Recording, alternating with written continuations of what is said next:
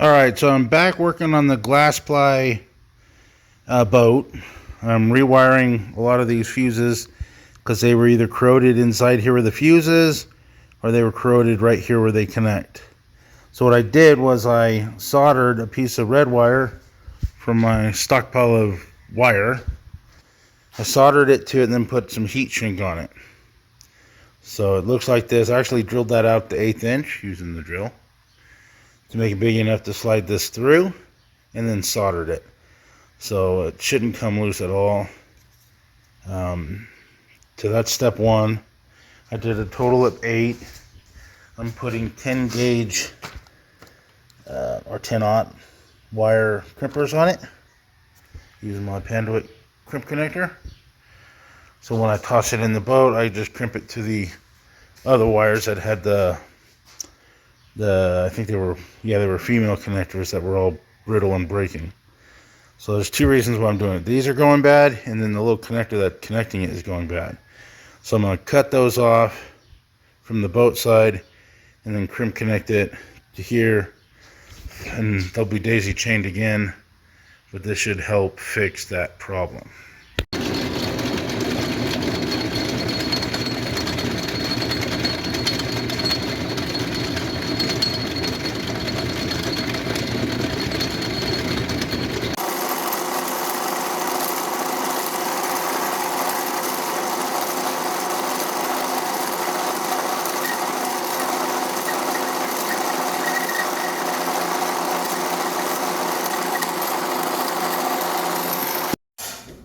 I started with a 17mm socket, drilled out the center to a little over 1/2 inch, cut the sides off so I can slip it over wire.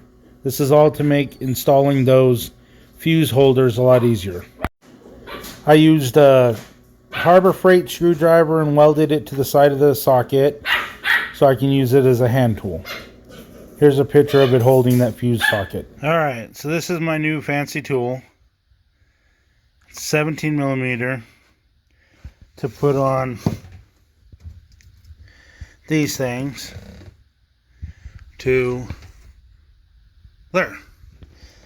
So basically I took and drilled out the center of the socket, so this part of this whole thing will go in. There you go. So it'll go in, and I can tighten up the nut along the back side here. Because you can barely see them. You definitely can't really tighten them with the 17mm wrench I was trying to use. So, all I did was I put the socket in the lathe, my father's lathe, drilled it out. I took the cut-off wheel on the grinder, cut that slit out there so I can put the wire through it and tighten it up. Not 100% necessary right now, but after I crimp these things, if they become loose later with vibration in the boat and whatever, then I'll be able to reach around them with the wires crimped and tighten them up a bit. So that was kind of my thoughts behind that. Plus I don't have to try to feed this guy all the way in there, which wouldn't be that hard obviously, but it's a little harder when you're talking about up in here. So you have to hold this physically with your hand and then use my new nut driver to drive it. It's one of those Pittsburgh steel screwdrivers, so they're useless anyway. This will probably be the best tool for it. I do have this critter I was trying to reach behind there and grab the nuts, but it didn't work out very well. I will be able to hold it that way if I want to get it a little tighter. And be very careful because all this is obviously plastic. So this is what was in here, and this was the old jumper wires, and you can see how where's my camera? There it is. See how they're just corroded, falling apart. There were multiple issues with them staying connected. I tried replacing one. It didn't work out very well. So I made the new jumper wire out of this. So it'll be all hard in there. Each one of these connectors is soldered together.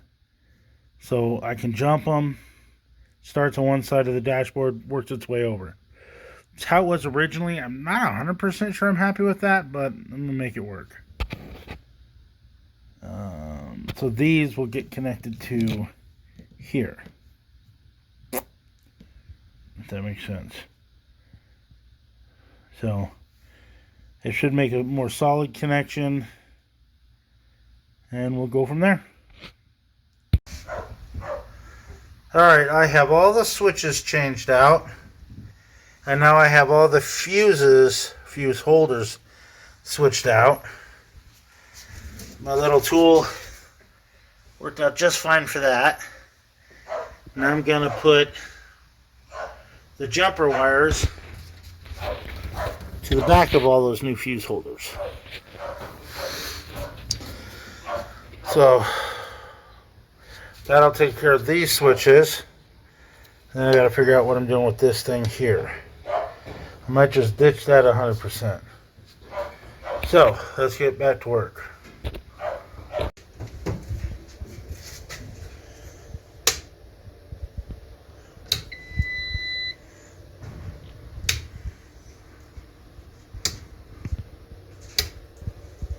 Horn.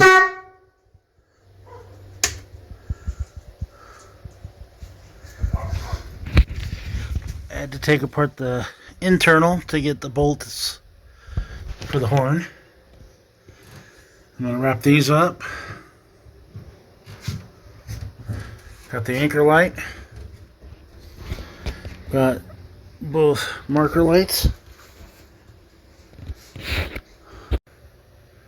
Alright, so I worked on this for the most part all day.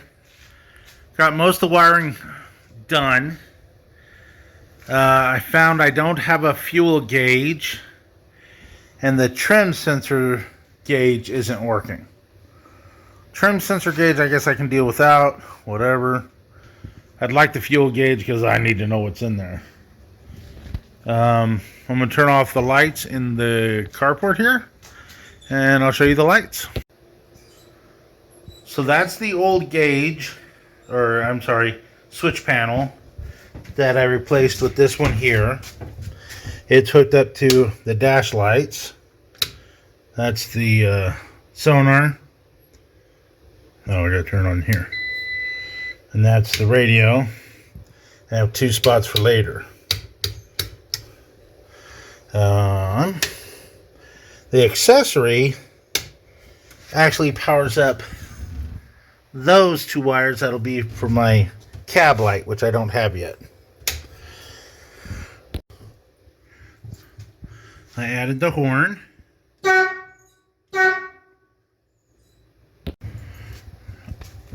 I got all this wire loomed up, made it look nice. This is my anchor light, and I don't know what else you want to call it, but it's the anchor light for sure, and it also has a running light when the nav lights are on.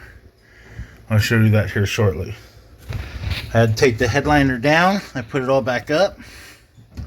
So everything pretty much works except for the fuel gauge. You can see the key kicks on everything else, but that doesn't even move. So I don't know if there's a power problem, but everything else at least moves a bit, even the tachometer. So I just got to figure out why that won't work right. And then the trim sensors, the trims aren't working at all. Or the sensors. The trim's working. Where'd that button go? Here it is. That works. I still got to finish putting this together. The seat needs to get put back in here. I took this off because it was easier to rewire. There's a decent amount of work I still got to do, but we're getting really close. The motor runs, the outboard runs, hydraulics work. I want to build a nice little section for the batteries. So there's still some work to do, but it's not bad right now. I got to build a back panel here to hide all this stuff. And then the seats that are here, there, and there actually make seats back here. So I got to get that done too. So like I said, there's still a decent amount left to do. Without further ado, I'll show you the lights. So it's got the rear stern light, port and starboard. They're all LEDs now. The only thing that's not LED, but I plan on switching it, is going to be the upper one up there. But the lights are pretty bright.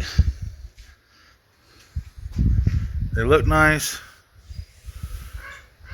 I like it.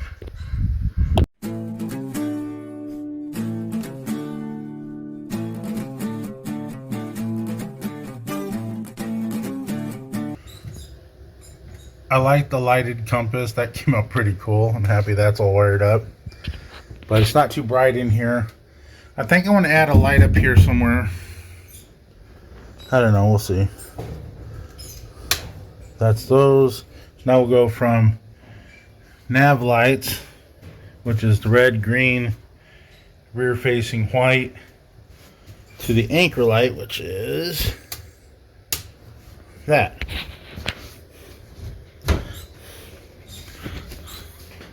So it has the white that you can see 360 degrees. You're supposed to use that when you're at anchor. I ordered these LED replacement lights for the stern light. Uses less wattage and hopefully will last longer. Thank you again. Like, subscribe, share, and comment.